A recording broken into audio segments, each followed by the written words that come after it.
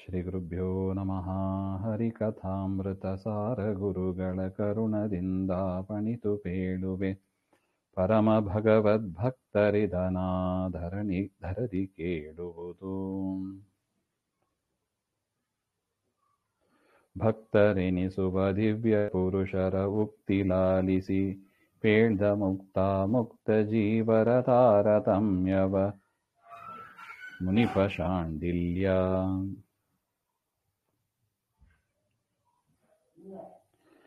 ಭಕ್ತರೆನಿಸುವ ದಿವ್ಯ ಪುರುಷರ ಉಕ್ತ ಲಾಲಿಸಿ, ಭಕ್ತರಾದ ಆ ದಿವ್ಯ ಪುರುಷರ ಮಾತುಗಳನ್ನು ಕೇಳಿ ಶಾಂಡಿಲ್ಯ ಮುನಿಪ, ಶಾಂಡಿಲ್ಯ ಋಷಿಗಳು ಮುಂತಾದ ಮುಕ್ತಾಮುಕ್ತ ಜೀವರ ತಾರತಮ್ಯವ ಪೇಳ್ದ.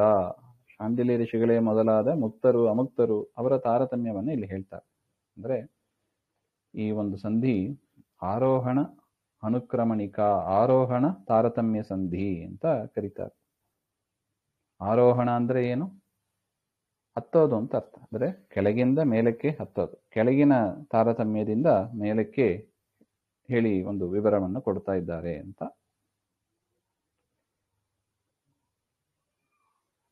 ಈ ಒಂದು ಕಥೆಯನ್ನು ಹೇಳ್ತಾರೆ. ಅದು ವಾಯುಪುರಾಣದಲ್ಲಿ ಹೇಳಲ್ಪಟ್ಟಿದೆ.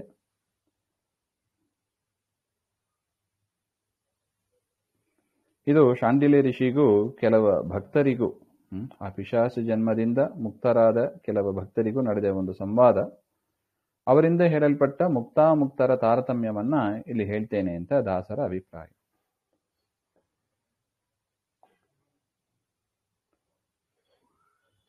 ಅಂದ್ರೆ ವಾಯುಪುರಾಣದಲ್ಲಿ ಬಂದಿರುವ ಒಂದು ಆಖ್ಯಾನ ಇದು.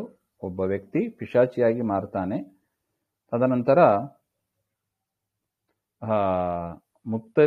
ಕೆಲವು ಭಕ್ತರಿಗೂ ಶಾಂಡಿಲ್ಯ ಋಷಿಗಳಿಗೂ ನಡೆದ ಸಂವಾದ, ಅದನ್ನ ಇಲ್ಲಿಗೆ ಹೇಳ್ತೀವಿ ಅಂತ ಹೇಳ್ತಾರೆ. ಸ್ಥಾವರರ ನೋಡಲ್ಕೆ ತೃಣಿ ಕೃಮಿ ಜೀವರುತ್ತಮ ಕ್ರಿಮಿಗಳಿಂದ ಅಜಾವಿಗೋ ಗಜ ವ್ಯಾಘ್ರ ಸಿಂಹಗಳಿಂದ ಶೂದ್ರಾದಿ ಮೂವರುತ್ತಮ ಕರ್ಮಿಕರು ಭೂದೇವರುತ್ತಮ ಕರ್ಮಿ ನೋಡಲು ಕೋವಿದೋತ್ತಮ ಕವಿಗಳಿಂದಲಿ ಕ್ಷಿತಿಪರುತ್ತಮರು. ಸ್ಥಾವರರ ನೋಟಲ್ಕೆ ತೃಣ ಕ್ರಿಮಿ ಜೀವರುತ್ತಮ. ಸ್ಥಾವರ ಅಂದ್ರೆ ಮರಗಿಡಗಳು, ಅವುಗಳಿಗಿಂತ ತೃಣ ಕ್ರಿಮಿಯಾದವರು ಉತ್ತಮರು ಅಂತ ಅರ್ಥ. ಕ್ರಿಮಿಗಳಿಗಿಂತ ಅಂದ್ರೆ ಕ್ರಿಮಿ ಅಂದ್ರೆ ಜೀವರು, ಮರಗಿಡಗಳಾಗಿದ್ದ ಜೀವರು, ಅವರು ಜೀವರೇ. ಪ್ಲಾಂಟ್ಸ್ ಕೂಡ ಅದು ಲಿವಿಂಗ್ ಬೀಯಿಂಗ್ಸೇ, ಅದು ಲಿವಿಂಗ್ ಥಿಂಗ್ಸೇ. ಅವರಿಗಿಂತ ಕ್ರಿಮಿಗಳು ಸಣ್ಣದು ಇರುತ್ತವೆ, ಕ್ರಿಮಿಗಳು ಉತ್ತಮ. ಆ ಕ್ರಿಮಿಗಳಿಗಿಂತ ಅಜ, ಆವಿ, ಗೋವು, ಗಜ, ವ್ಯಾಘ್ರ, ಸಿಂಹಗಳು ಇವುಗಳು ಉತ್ತಮ ಅಂತ.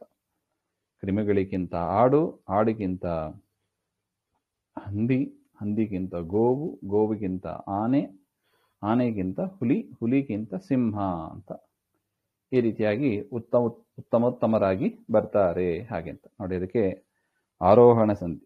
ಕೆಳಗಿಂದ ಶುರು ಮಾಡ್ತಾರೆ, ಸ್ಥಾವರ ಜೀವರಾಶಿಗಳಿಂದ ಶುರು. ಇನ್ನು ಸಿಂಹ ಆದ ಮೇಲೆ ಶೂದ್ರಾದಿ ಮೂವರುತ್ತಮ ಕರ್ಮಕರ ಅಂತ ಇದೆ. ಶೂದ್ರಾದಿ ಕರ್ಮಿಕರು ಅಂದ್ರೆ ಒಳ್ಳೆ ಕೆಲಸಗಳನ್ನ ಮಾಡತಕ್ಕ ಶೂದ್ರರು, ಅವರು ಉತ್ತಮರು ಅಂತ ನೋಡಿ. ಕರ್ಮಿಕರು ಅಂತ ಬರೆದಿದ್ದಾರೆ ಶಾಸ್ತ್ರದಲ್ಲಿ. ವಿಹಿತವಾದ ಕರ್ಮಗಳನ್ನ ಮಾಡತಕ್ಕವರು ಅಂತ ಎಲ್ಲರಿಗೂ ಇದೆ. ಮನುಷ್ಯರಾಗಿ ಹುಟ್ಟಿದ ಮೇಲೆ ಶಾಸ್ತ್ರದ ಒಂದು ಮಾರ್ಗದರ್ಶನ ಬೇಕೇ ಬೇಕು. ಭಾರತ ದೇಶದಲ್ಲಿ ಇದ್ರೆ ನಮ್ಮ ಕಾನ್ಸ್ಟಿಟ್ಯೂಯೆನ್ಸಿನ ತಿಳಿದು ನಾವು ಆ ನಿಯಮಕ್ಕೆ ತಕ್ಕಂತೆ ನಾವಿಲ್ಲಿ ಬದುಕಬೇಕು. ಹೇಗೋ ಅದೇ ತರ ಮನುಷ್ಯರಾಗಿ, ಪ್ರಾಣಿಗಳಿಗೆ ಅದಕ್ಕೆ ವಿವೇಕ ಇಲ್ಲ, ಯಾವುದು ಒಳ್ಳೇದು ಕೆಟ್ಟದ್ದು ಗೊತ್ತಾಗೋದಿಲ್ಲ. ಸ್ಥಾವರಕ್ಕೂ ಅಷ್ಟೇ, ಸ್ಥಾವರಗಳಿಗೂ ಅನಿಮಲ್ಸ್ ಅಂತ ಏನ್ ಕರಿತೀವಿ ಅವುಗಳಿಗೂ ವಿವೇಕ ಇಲ್ಲ, ಒಳ್ಳೇದು ಕೆಟ್ಟದ್ದು ಗೊತ್ತಾಗೋದಿಲ್ಲ. ಅದರಿಂದ ಅವುಗಳಿಗೆ ರೂಲ್ಸ್ ಅಂತ ಇಲ್ಲ. ಆದರೆ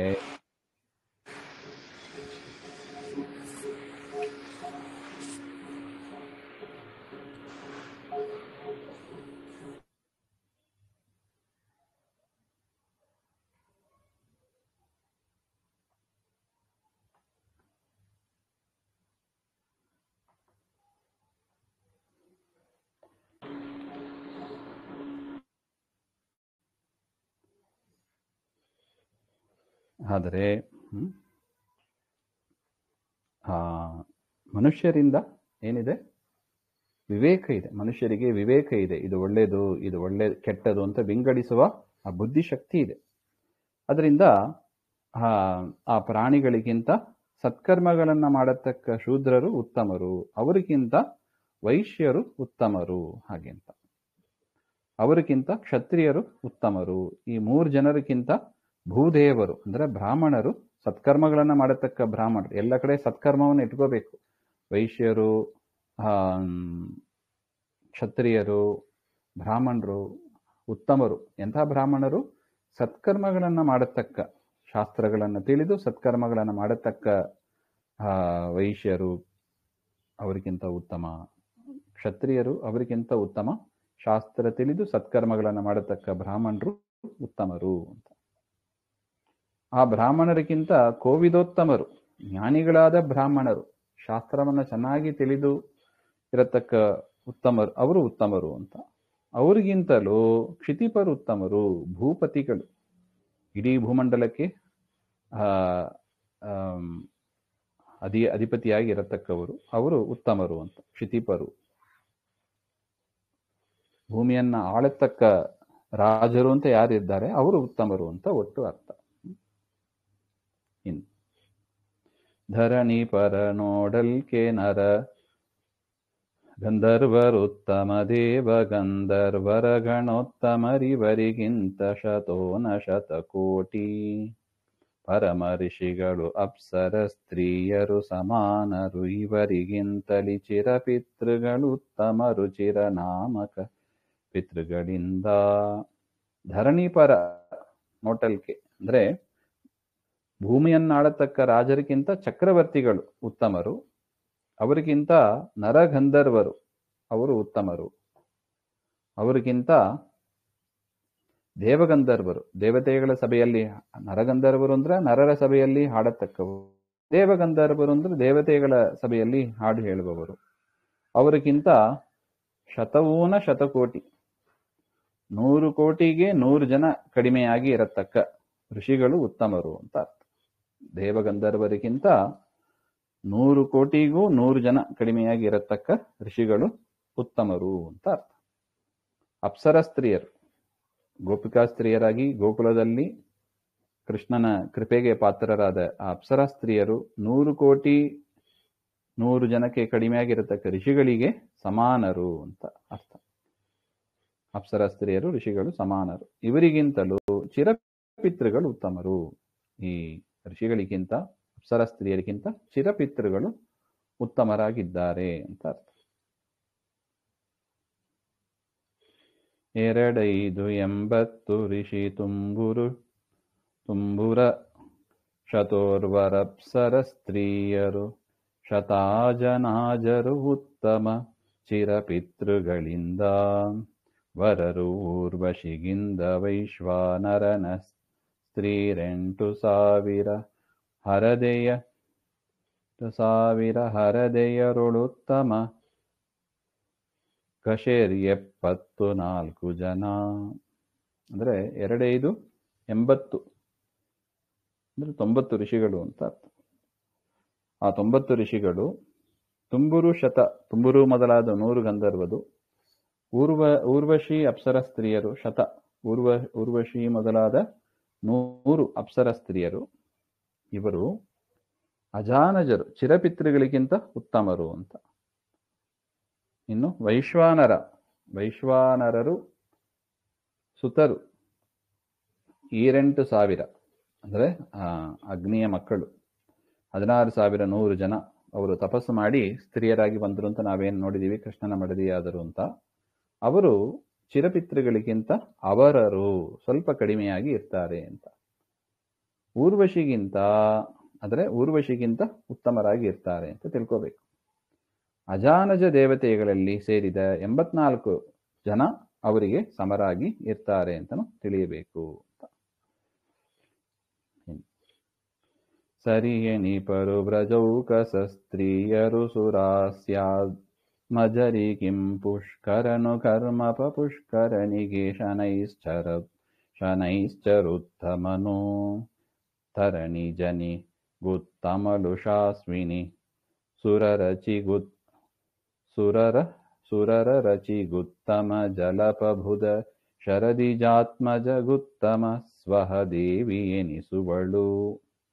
ಇನ್ನು ವ್ರಜೌಕ ಸ್ತ್ರೀಯರು ಅಂದರೆ ಗೋಪಿಕಾ ಸ್ತ್ರೀಯರು ಮತ್ತು ಸುರಾಸ್ಯಾತ್ಮಜರಿಗೆ ಅಗ್ನಿಯ ಮಕ್ಕಳಾದ 16,100 ಜನರಿಗೆ ಸಮನಾಗಿ ಇದ್ದಾರೆ ಅಂತ ನಾವೇನು ನೋಡಿದ್ದೀವಿ. ಇವರಿಗಿಂತ ಕರ್ಮಕ್ಕೆ ಅಭಿಮಾನಿಯಾದ ಪುಷ್ಕರ ಅವರು ಉತ್ತಮರಾಗಿದ್ದಾರೆ. ಪುಷ್ಕರನಿಗಿಂತ ಶನೈಶ್ಚರ ಉತ್ತಮರಾಗಿದ್ದಾರೆ. ತರಣಿಜೆಗೆ ಸೂರ್ಯನ ಮಗನಾದ ಶನೈಶ್ಚರ ಅಂತ ಅರ್ಥ. ಅಶ್ವಿನಿ ಸುರರ ಅರಸಿ ಉಷಾ, ಅಶ್ವಿನಿ ದೇವತೆಗಳ ಮಡದಿಯಾದ ಉಷಾ ಅವರು ಉತ್ತಮರು ಶನೈಶ್ಚರನಿಗಿಂತ. ಅವಳಿಗಿಂತ ಜಲಾಭಿಮಾನಿಯಾದ ಬುಧ ಉತ್ತಮ. ಅವರಿಗಿಂತ ಶರದಿಜ ಸಮುದ್ರದಲ್ಲಿ ಹುಟ್ಟಿದ ಚಂದ್ರನ ಮಗ ಬುಧ ಅಂತ ಒಟ್ಟು. ಜಲಾಭಿಮಾನಿಯಾದ ಬುಧ ಅಂದರೆ ಯಾರು? ಸಮುದ್ರದಲ್ಲಿ ಹುಟ್ಟಿದ ಚಂದ್ರನ ಮಗ ಬುಧ ಅಂತ. ಅವನಿಗಿಂತ ಸ್ವಾಹಾದೇವಿ, ಅಗ್ನಿಯ ಮಡದಿಯಾದ ಸ್ವಾಹಾದೇವಿ ಉತ್ತಮಳಾಗಿ ಇರ್ತಾಳೆ ಅಂತ. ಅನಲ ಬಾರ್ಯಳಿಗಿಂತ ನಾಗ್ಯ ತನಿಮಿಷೋತ್ತಮರಿವರಿಗಿಂತಲಿ ಘನಪ ಪರ್ಜನ್ಯ ನಿರುದ್ಧನ ಸ್ತ್ರೀ ಉಷಾದೇವಿ ದ್ಯುನದಿ ಸಂಜ್ಞಾ ಶ್ಯಾಮಲಾರೋಹಿಣಿಗಳಾರ್ವರು ಸಮನರಾಖ್ಯ ಧನಿಮಿಷೋತ್ತಮರಿವರಿಗಿಂತಲಿ 100 ಕರ್ಮಜರು. ಅನಲಬಾರಿಯಳು ಅಂದ್ರೆ ಅಗ್ನಿದೇವಿಯರ ಮಡದಿಯಾದ ಸ್ವಾಹಾದೇವಿಗಿಂತ ಅನಾಖ್ಯಾತ ಅನಿಮಿಷರು, ಅನಾಖ್ಯಾತರು, ದೇವತೆಗಳು ಅಂತ ಪ್ರಸಿದ್ಧ ಆಗದೇ ಇರತಕ್ಕವರು ಅನಾಖ್ಯಾತರು, ಅವರು ಉತ್ತಮರು ಅಂತ. ಅಜಾನಜರು ಅಂತ ನಾವೇನು ಹೇಳ್ತೀವಿ. ಆ ಅನಾಖ್ಯಾದರಿಂದಲೇ ಆ ಅನಾಖ್ಯಾದವರಿಗಿಂತ ಗಣಪ ಪರ್ಜನ್ಯ, ಮೋಡಕ್ಕೆ ಅಭಿಮಾನಿಯಾದ ಪರ್ಜನ್ಯ ಉತ್ತಮ. ಮತ್ತು ಅನಿರುದ್ಧನ ಮಡದಿ ಉಷಾದೇವಿ ಮತ್ತು ದ್ಯುನದಿ ಗಂಗಾ, ಸೂರ್ಯನ ಮಡದಿಯಾದ ಸಂಜ್ಞಾ, ಯಮನ ಮಡದಿಯಾದ ಶ್ಯಾಮಲಾದೇವಿ, ಚಂದ್ರನ ಮಡದಿಯಾದ ರೋಹಿಣಿ, ಇವರೆಲ್ಲರೂ ಕೂಡ ಅಜಾನಜ ದೇವತೆಗಳು ಅಂತ ಏನಿದ್ದಾರೆ ಅವರಿಗಿಂತ ಸ್ವಲ್ಪ ಉತ್ತಮರಾಗಿ ಇವರೆಲ್ಲರೂ ಸಮರೇ ಆಗಿದ್ದಾರೆ. ಆ ಅಜಾನಜ ದೇವತೆಗಳಿಗಿಂತ 100 ಜನ ಕರ್ಮಜ ದೇವತೆಗಳು, ಅಂದರೆ ದೇವತೆಗಳು ಅಂತ ಪ್ರಸಿದ್ಧಿ ಆಗದೇ ಇರತಕ್ಕವರು ಅಜಾನಜ ದೇವತೆಗಳು.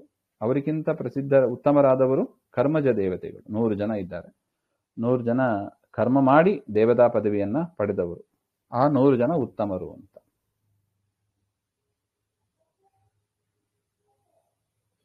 ಋತುನಹುಷ ಶಶಬಿಂದು ಪ್ರಿಯ ವ್ರತ ಪರೀಕ್ಷಿತ ನೃಪರು ಭಾಗೀರಥಿಯ ನೋಡಲ್ ಗತಿಗ ಬಲಿಯಾದಿಂದ್ರ ಸಪ್ತಕರು ಪಿತೃಗಳೆಂಟೆಂಟಧಿಕವಪ್ಸರ ಸ್ತ್ರೀಯರೈದೊಂದು ಮಣುಗಳ ದಿತಿಜ ಗುರು ಚಾವನ ಉಚತ್ಯರು ಕರ್ಮಜರು ಸಮರು. ಇನ್ನು ಪೃಥು ಮಹಾರಾಜ, ನಹುಷ, ಶತಬಿಂದು, ಪ್ರಿಯವ್ರತ, ಪರೀಕ್ಷಿತ್ ಇವೇ ಮೊದಲಾದ ರಾಜರು ಭಾಗೀರಥಿಯ ನೋಡಲ್ಗತಿಗ ತಾರತಮ್ಯ ಪ್ರಕಾರ ಗಂಗೆ ಮೊದಲಾದವರಿಗಿಂತ ಅಧಿಕ ತಾರತಮ್ಯದಲ್ಲಿ ಉತ್ತಮರು ಅಂತ.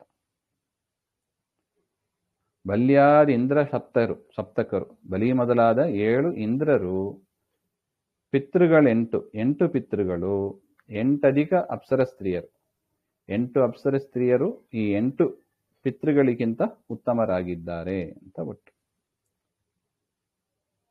ಈರೈದೊಂದು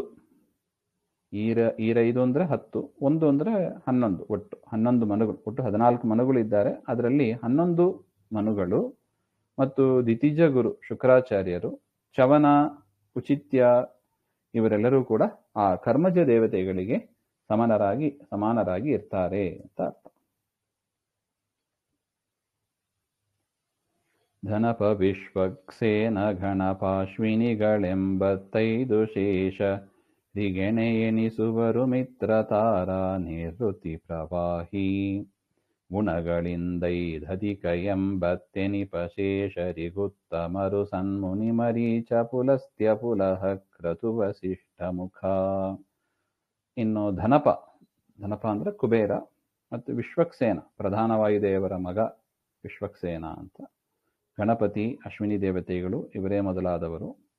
85 ಶೇಷರಿಗೆಣೆ ಎಣಿಸುವರು. ಶೇಷ ಸದಸ್ಥರು ಅಂತ, ಶತಸ್ಥರು ಅಂತ ಏನಿದ್ದಾರೆ 85 ಜನ, ಅವರಿಗೆ ಸಮಾನರಾಗಿ ಇದ್ದಾರೆ ಅಂತ ಒಟ್ಟು. ಇನ್ನು ಮಿತ್ರ, ಸೂರ್ಯ, ತಾರ ಬೃಹಸ್ಪತಿ ಆಚಾರ್ಯರ ಮಡದಿ ತಾರಾದೇವಿ, ನಿವೃತ್ತಿ ದಿಕ್ಪಾಲಕರು, ಪ್ರವಹಿ ಪ್ರವಾಹವಾಯುವಿನ ಮಡದಿಯಾದ ಪ್ರವಾಹಿ. ಇವರು 5 ಶೇಷರಿಗೆ, ಈ 85 ಶೇಷ ಶತಸ್ಥರು ಅಂತ ಇದ್ದಾರೆ, ಅವರಿಗಿಂತಲೂ ಉತ್ತಮರು ಅಂತ ಇವರೆಲ್ಲರೂ. ಸನ್ಮುನಿ, ಉತ್ತಮ ಋಷಿಗಳಾದ ಬ್ರಹ್ಮದೇವರ ಮಕ್ಕಳಾದ ಮರೀಚಿ, ಪುಲಸ್ತ್ಯ, ಪುಲಹ, ಕ್ರತು, ವಸಿಷ್ಠ ಇವರೇ ಮೊದಲಾದವರು.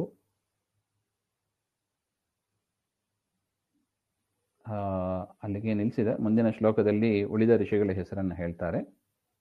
ಅತ್ರಿ ಅಂಗೀರೇರೇಳು ಬ್ರಹ್ಮನ ಪುತ್ರರಿವರಿಗೆ ಸಮರು ವಿಶ್ವಾಮಿತ್ರ ವೈವಸ್ವತರು ಈಶಾವೇಶ ಬಲದಿಂದ. ಮಿತ್ರಗಿಂದುತ್ತಮರು ಸ್ವಾಹ ಭರ್ತೃ ಭೃಗುವು ಪ್ರಸೂತಿ ವಿಶ್ವಾಮಿತ್ರ ಮೊದಲಾದವರಿಗಿಂದಲಿ ಮೂವರುತ್ತಮರು. ಅತ್ರಿ, ಅಂಗಿರಸ್ಸು ಸೇರಿ 7 ಜನ. ಇವರು ಬ್ರಹ್ಮದೇವರ ಮಕ್ಕಳು. ಇವರಿಗೆ ಈಶಾವೇಶ ಬಲದಿಂದ, ಪರಮಾತ್ಮನ ಆವೇಶ, ಪರಮಾತ್ಮನ ಸನ್ನಿಧಾನ ಕೆಲವೊಮ್ಮೆ ಬರುತ್ತದೆ, ಆ ಆವೇಶ ಬಲದಿಂದ ವಿಶ್ವಾಮಿತ್ರ ವೈವಸ್ವತಮನು ಇವರಿಗೆ ಸಮನರಾಗಿ ಇರ್ತಾರೆ ಅಂತ. ಒಟ್ಟು 7 ಜನ ಪ್ಲಸ್ ವಿಶ್ವಾಮಿತ್ರ ವೈವಸ್ವತಮನು ಅಂತ 9 ಜನ. ಮಿತ್ರರಿಂದ ಉತ್ತಮರು, ಈ ಮಿತ್ರ ಮೊದಲಾದವರಿಗಿಂತ ಉತ್ತಮರಾಗಿ ವಿಶ್ವಾಮಿತ್ರರೇ ಇದ್ದಾರೆ. ಇನ್ನು ಸ್ವಾಹಾಭರ್ತೃ, ಅಗ್ನಿದೇವರು, ಸ್ವಾಹಾದೇವಿಯ ಪತಿ ಅಂತ ಅರ್ಥ, ಅಗ್ನಿದೇವರು. ಭೃಗು ಋಷಿಗಳು, ದಕ್ಷಪ್ರಜೇಶ್ವರನ ಮಡದಿಯಾದ ಪ್ರಸೂತಿ, ಈ 3 ಜನ ಉತ್ತಮರಾಗಿದ್ದಾರೆ, ಆ 9 ಜನರಿಗಿಂತ ಉತ್ತಮರಾಗಿ ಇದ್ದಾರೆ ಅಂತ ಅರ್ಥ. ಅಗ್ನಿ, ಭೃಗು, ಪ್ರಸೂತಿ ಹಾಗೆ ಅಂತ. ನಾರದೋತ್ತಮನಗ್ನಿಗಿಂದಲಿ ವಾರಿನಿಧಿ ಬಾಧೋತ್ತಮನು ಯಮತಾರಕೇಶ ದಿವಾಕರರು ಶತರೂಪರುತ್ತಮರು. ವಾರಿಜಾಬ್ದನಿಗಿಂತಲಿ ಪ್ರವಹ ಮಾರುತೋತ್ತಮ ಪ್ರವಹಗಿಂದಲಿ ಮಾರಪುತ್ರ ಅನಿರುದ್ಧ ಗುರು ಮನು ದಕ್ಷ ಶಚಿರತಿಯು. ಅಗ್ನಿದೇವಲಿಗಿಂತ ನಾರದರು ಉತ್ತಮರಾಗಿದ್ದಾರೆ.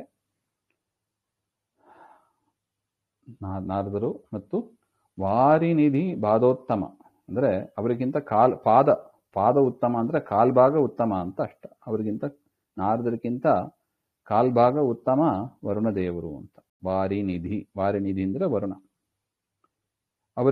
ಅವರಿಗಿಂತಲೂ ಯಮ, ತಾರಕೇಶ ನಕ್ಷತ್ರಗಳ ಒಡೆಯ ಚಂದ್ರ, ಅವರು ಯಮ, ಸೂರ್ಯ, ಚಂದ್ರ, ದಿವಾಕರ ಅಂದ್ರೆ ಸೂರ್ಯ ಇವರು. ಮತ್ತು ಶತರೂಪ, ಸ್ವಯಂಭುವ ಮನುವಿನ ಮಡದಿಯಾದ ಶತರೂಪಾದೇವಿಯು, ಇವರು ಉತ್ತಮರಾಗಿದ್ದಾರೆ, ವರುಣನಿಗಿಂತಲೂ ಉತ್ತಮರಾಗಿದ್ದಾರೆ. ವಾರಿಜಾಬ್ಧನಿಗಿಂತ ಅಂದರೆ ಸೂರ್ಯಾದಿಗಳಿಗಿಂತ ಪ್ರವಹ ಮಾರುತ ಉತ್ತಮ, ಪ್ರವಹ ವಾಯುದೇವರು ಉತ್ತಮರಾಗಿದ್ದಾರೆ. ಈ ಪ್ರವಹನಿಗಿಂತ ಮಾರಪುತ್ರ ಮನ್ಮಥ ಉತ್ತಮ, ಪ್ರದ್ಯುಮ್ನನ ಮಗ ಅನಿರುದ್ಧ ಅವರು, ಮತ್ತು ಗುರು ಬೃಹಸ್ಪತಿ ಆಚಾರ್ಯರು, ಮತ್ತು ಸ್ವಯಂಭುವ ಮನು, ದಕ್ಷ ಪ್ರಜಾಪತಿ, ಶಚಿದೇವಿ ಇಂದ್ರನ ಮಡದಿಯಾದ ರತಿದೇವಿ, ಈ 6 ಜನರು ಕೂಡ ಪ್ರವಾಹವಾಯುಕ್ಕಿಂತ ಉತ್ತಮರು ಅಂತ. 6 ಜನಗಳಿಗಿಂತಲಿ ಅಹಂಕಾರಿಕ ಪ್ರಾಣೋತ್ತಮ ಕಿಲ ಶರೀರಮಾಣಿ ಪ್ರಾಣಕ್ಕಿಂತಲಿ ಕಾಮಹಿಂದ್ರರಿಗೆ. ಗೌರಿ ವಾರುಣಿ ಖಗಪರಾಣಿಗೆ ಶೌರಿ ಮಹಿಷಿಯರೊಳಗೆ ಜಾಂಬವತಿ ರಮಾಯುತಳಾದ ಕಾರಣ ಅಧಿಕಳೆನಿಸುವಳು. ಹಿಂದೆ ಹೇಳಿದ ಅನಿರುದ್ಧಾದಿ 6 ಜನರಿಗಿಂತ ಅಹಂಕಾರಿಕ ಪ್ರಾಣ ಉತ್ತಮ. ಅಖಿಲ ಶರೀರಮಾಣಿ ಶರೀರಕ್ಕೆ ಅಭಿಮಾನಿಯಾದ ಅಹಂಕಾರ ಪ್ರಾಣನಿಗಿಂತಲೂ ಕಾಮ ಅಂದರೆ ಮನ್ಮಥ ಮತ್ತು ಇಂದ್ರ ಅವರು ಉತ್ತಮರು. ಈ ಕಾಮ ಮತ್ತು ಇಂದ್ರನಿಗಿಂತ ಗೌರಿ, ವಾರುಣಿ, ಖಗಪರಾಣಿ ಅಂದರೆ ಗರುಡನ ಮಡದಿ, ಸೌಪರ್ಣಿ 3 ಜನ ಉತ್ತಮರು ಅಂತ. ಸೌಪರ್ಣಿ, ವಾರುಣಿ, ಪಾರ್ವತಿ ಅಂತ. ಈ 3 ಜನರಿಗಿಂತ ಶೌರಿ ಮಹಿಷ್ಯರು, ಕೃಷ್ಣನ ಮಡದಿಯಾದ ಷಣ್ಮಹಿಷ್ಯರು, ಜಾಂಬವತಿ, ಮಿತ್ರವಿಂದ ಮೊದಲಾದ 6 ಜನರು. ಇವರಲ್ಲಿ ಜಾಂಬವತಿ ರಮಾಯುತಳಾದ ಕಾರಣ, ಜಾಂಬವತಿಯಲ್ಲಿ ತುಳಸಿ, ಆ ಜಾಂಬವತಿಯಲ್ಲಿ ಲಕ್ಷ್ಮೀದೇವಿಯ ಆವೇಶ ಇದೆ. ಆ ಆವೇಶದಿಂದ, ಆ ವಿಶೇಷ ಬಲದಿಂದ ಈ 6 ಜನರಲ್ಲೂ ಕೂಡ ಅವರು ಸ್ವಲ್ಪ ಶ್ರೇಷ್ಠರಾಗಿದ್ದಾರೆ ಹಾಗೆ ಅಂತ.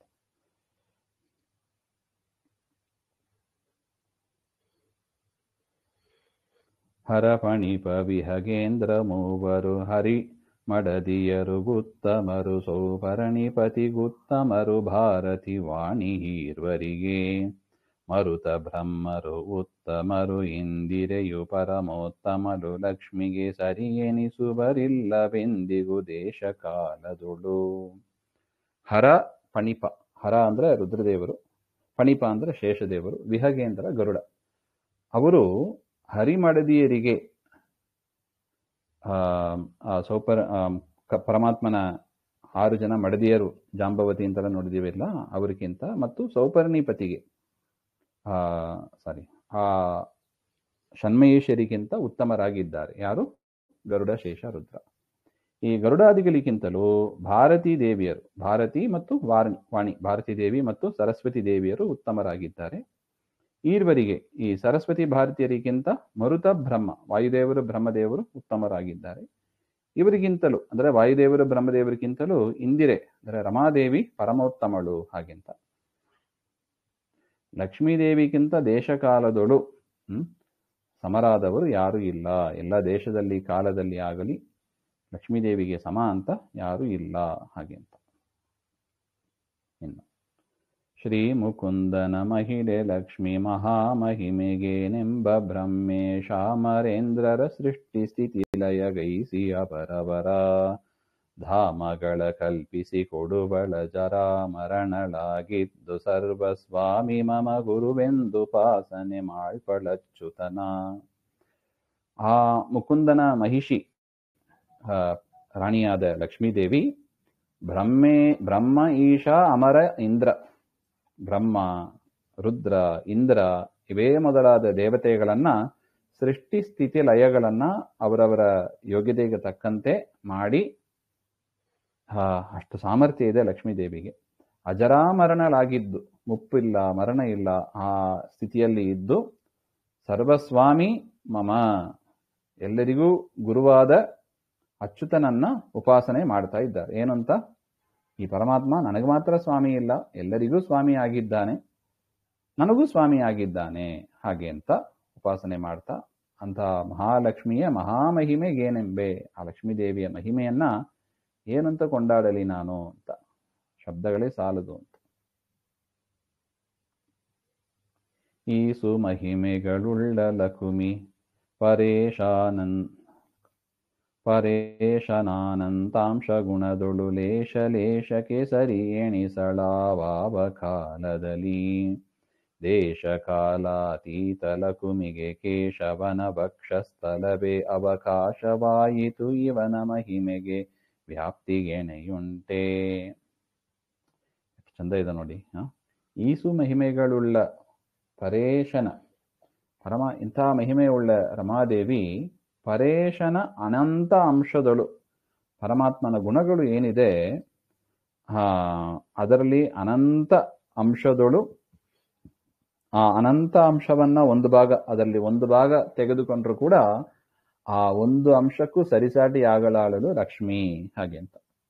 ಪರಮಾತ್ಮನ ಅನಂತ ಗುಣ ಇದೆ, ಆ ಅನಂತ ಗುಣದಲ್ಲಿ ಒಂದು ಪಾರ್ಟನ್ನು ಮಾತ್ರ ತೆಗೆದುಕೊಂಡ್ರು ಕೂಡ ಲಕ್ಷ್ಮೀದೇವಿ ಅದಕ್ಕೆ ಸರಿಸಾಟಿ ಆಗಲಾಗಲು. ಅಂದ್ರೆ ಲಕ್ಷ್ಮೀದೇವಿಯಲ್ಲಿ ಅಷ್ಟು ಗುಣ ಇಲ್ಲ ಅಂತ ಅರ್ಥ, ಅನಂತ ಪಟ್ಟು ಕಡಿಮೆ ಇದ್ದಾಳೆ ಅಂತ ಅರ್ಥ. ದೇಶಕಾಲಾತೀತ ಲಕುಮಿಗೆ, ಎಲ್ಲಾ ದೇಶದಲ್ಲೂ ಎಲ್ಲಾ ಕಾಲದಲ್ಲೂ ಇರತಕ್ಕವಳು ಲಕ್ಷ್ಮಿ. ಅಂತ ಲಕ್ಷ್ಮಿಗೆ ಕೇಶವನ ವಕ್ಷಸ್ಥಲವೇ ಅವಕಾಶ ಆಯಿತು. ಪರಮಾತ್ಮನ ವಕ್ಷಸ್ಥಲವೇ ಅವಳಿಗೆ ಆಶ್ರಯ ಆಯಿತು. ಲಕ್ಷ್ಮೀದೇವಿಗೆ ಆಶ್ರಯ ಅಂದ್ರೆ ಪರಮಾತ್ಮನ ವಕ್ಷಸ್ಥಲ. ಯದ್ಯಪಿ ಲಕ್ಷ್ಮಿಯ ವಾಸಸ್ಥಾನ ಅಂದ್ರೆ ಯಾವುದು? ಇದು ಅಂತ ಹೇಳಿಕ್ ಬರೋದಿಲ್ಲ, ಎಲ್ಲಾ ದೇಶದಲ್ಲಿ ಕಾಲದಲ್ಲಿ ಇರತಕ್ಕವಳು. ಅಂತ ಲಕ್ಷ್ಮೀದೇವಿಗೆ ಆಶ್ರಯ, ಆವಾಸ ಸ್ಥಾನ ಅಂದ್ರೆ ಯಾವುದು? ಪರಮಾತ್ಮನ ವಕ್ಷಸ್ಥಲ. ಈ ರೀತಿಯಾಗಿ ಇರುವಾಗ ಆ ಪರಮಾತ್ಮನ ಮಹಿಮೆಗೆ, ಆ ಪರಮಾತ್ಮನ ವ್ಯಾಪ್ತಿಗೆ ಎನೆಯುಂಟೆ ಹಾಗೆ ಅಂತ ಪ್ರಶ್ನೆ ಮಾಡ್ತಾರೆ. ಅಂದ್ರೆ ಸರಿಸಾಟಿ ಇಲ್ಲ. ಎಲ್ಲ ಕಡೆ ಎಲ್ಲ ಕಾಲದಲ್ಲಿ ವ್ಯಾಪಿಸಿ ಇರುವ ಲಕ್ಷ್ಮೀದೇವಿಗೆ ಪರಮಾತ್ಮನ ವಕ್ಷಸ್ಥಳದಲ್ಲಿ ಒಂದು ಸಣ್ಣದು ಒಂದು ಜಾಗ. ಹಾಗೆಂದ್ರೆ ದೇವರ ಒಂದು ಗುಣ ಎಷ್ಟು, ದೇವರ ವ್ಯಾಪ್ತಿ ಎಷ್ಟು ದೇಶದಿಂದ ಕಾಲದಿಂದ ಅದನ್ನು ನಾವು ಊಹೆ ಮಾಡ್ಕೋಬಹುದು. ಹಾಗೆ ಅಂತ ಒಟ್ಟು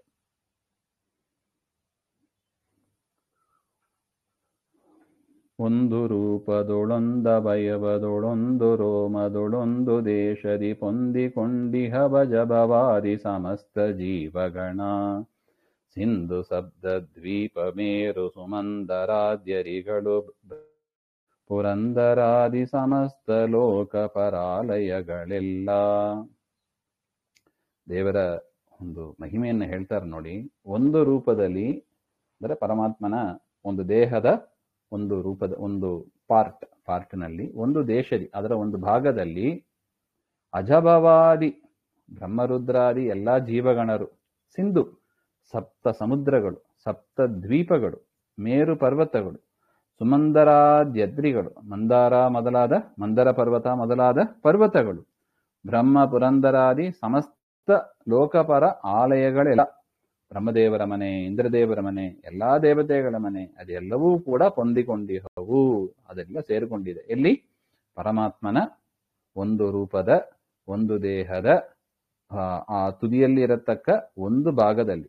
ಒಂದು ತುದಿ ಅಂದ್ರೆ ಅದೇ ರೋಮಕೂಪದ ಒಂದು ಭಾಗದಲ್ಲಿ ಎಲ್ಲವೂ ಸೇರಿದೆ. ಏನ್ ಸೇರಿದೆ? ಬ್ರಹ್ಮರುದ್ರಾದಿ ಸಕಲ ಜೀವರಾಶಿಗಳು, ಸಪ್ತ ಸಮುದ್ರಗಳು, ದ್ವೀಪಗಳು, ಮೇರು ಪರ್ವತಗಳು, ಮಂದರ ಮೊದಲಾದ ಪರ್ವತಗಳು, ಬ್ರಹ್ಮ ಇಂದ್ರ ಇವರೇ ಮೊದಲಾದ ಲೋಕಪಾಲಕರ ಮನೆಗಳು ಎಲ್ಲವೂ ಅಲ್ಲಿ ಸೇರಿದೆ.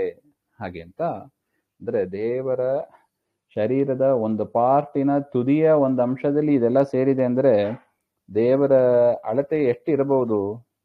ಊಹಾತೀತ. ಅಷ್ಟು ದೊಡ್ಡವನಾಗಿ, ಆಕಾರದಿಂದಲೂ ದೊಡ್ಡವನಾಗಿದ್ದಾನೆ ಪರಮಾತ್ಮ ಅಂತ. ಸರ್ವದೇವೋತ್ತಮನು ಸರ್ವಗ ಸರ್ವಗುಣ ಸಂಪೂರ್ಣ ಸರ್ವದ ಸರ್ವತಂತ್ರ ಸ್ವತಂತ್ರ ಸರ್ವಾಧಾರ ಸರ್ವಾತ್ಮ ಸರ್ವತೋಮುಖ ಸರ್ವನಾಮಕ ಸರ್ವಜನ ಸಂಪೂಜ್ಯ ಶಾಶ್ವತ ಸರ್ವಕಾಮದ ಸರ್ವ ಸಾಕ್ಷಿಗ ಸರ್ವಜಿತ್ ಸರ್ವ. ಪರಮಾತ್ಮ ಸರ್ವೋತ್ತಮನಾಗಿದ್ದಾನೆ, ಸರ್ವಗ ಎಲ್ಲ ಕಡೆ ವ್ಯಾಪ್ತನಾಗಿದ್ದಾನೆ, ಸರ್ವಗುಣ ಸಂಪೂರ್ಣನಾಗಿದ್ದಾನೆ ಅಂದರೆ ಸ್ವತಂತ್ರನಾಗಿದ್ದಾನೆ ಅಂತ. ಸರ್ವಾಧಾರ ಎಲ್ಲರಿಗೂ ಆಧಾರ ಆಗಿದ್ದಾನೆ, ಸರ್ವಾತ್ಮಕ ಸರ್ವತೋಮುಖ ಎಲ್ಲ ಕಡೆಗಳಲ್ಲೂ ಇರುವವನಾಗಿದ್ದಾನೆ. ಅಂದರೆ ಎಲ್ಲದರ ಜ್ಞಾನವೂ ದೇವರಿಗೆ ಇದೆ ಮತ್ತು ಎಲ್ಲರ ಹೆಸರು ದೇವರಿಗೆ ಇದೆ. ಎಲ್ಲರಿಂದ ಪೂಜಿಸಲ್ಪಡುವವನಾಗಿದ್ದಾನೆ, ಶಾಶ್ವತ ನಿತ್ಯನಾಗಿದ್ದಾನೆ, ಸರ್ವಕಾಮದ ಎಲ್ಲರ ಆಸೆಯನ್ನು ಕೂಡ ನೆರವೇರಿಸುವವನಾಗಿದ್ದಾನೆ, ಸರ್ವ ಸಾಕ್ಷಿಗ ಎಲ್ಲ ಸಾಕ್ಷಿಗಳು ಅಂತ ಏನಿದೆ ಅದು ಎಲ್ಲದರಲ್ಲೂ ದೇವರಿದ್ದಾನೆ. ಅದರಿಂದ ಅವನನ್ನ ಸರ್ವ ಅಂತ ಕರೀತಾರೆ. ಎಷ್ಟು ಸುಲಭ ನೋಡಿ. ದೇವರು ಸರ್ವ. ಯಾಕೆ? ಈ ಎಲ್ಲ ಕಾರಣದಿಂದ. ಏನು ಸರ್ವ ಅಂತ ಎಲ್ಲ ಹೇಳ್ತಾ ಬಂದ್ರು, ದೇವರು ಯಾಕೆ ಸರ್ವ? ಸರ್ವೋತ್ತಮ, ಸರ್ವಗುಣ ಪರಿಪೂರ್ಣ, ಸರ್ವ ಸ್ವತಂತ್ರ, ಈ ಅನೇಕ ಕಾರಣಗಳಿಂದ ದೇವರಿಗೆ ಏನಂತ ಹೆಸರು? ಸರ್ವ. ಹಾಗೆಂತ ದೇವರ ಪೇಟೆಂಟೆಡ್ ನೇಮ್ ಅಂತ ಹೇಳ್ತಾರೆ ನೋಡಿ. ದೇವರಿಗೆ ಮೀಸಲಿಟ್ಟ ಹೆಸರು ಇವೆಲ್ಲ, ಸರ್ವ. ಹಾಗೆ ಅಂತ ಮುಂದಿನ ವಿಚಾರ ಮತ್ತೆ ನೋಡೋಣ. ಶ್ರೀಮಧ್ವಾಂತರ್ಗತ ಶ್ರೀಕೃಷ್ಣಾರ್ಪಣಮಸ್ತು. ಶ್ರೀ ಹರೇ ನಮಃ.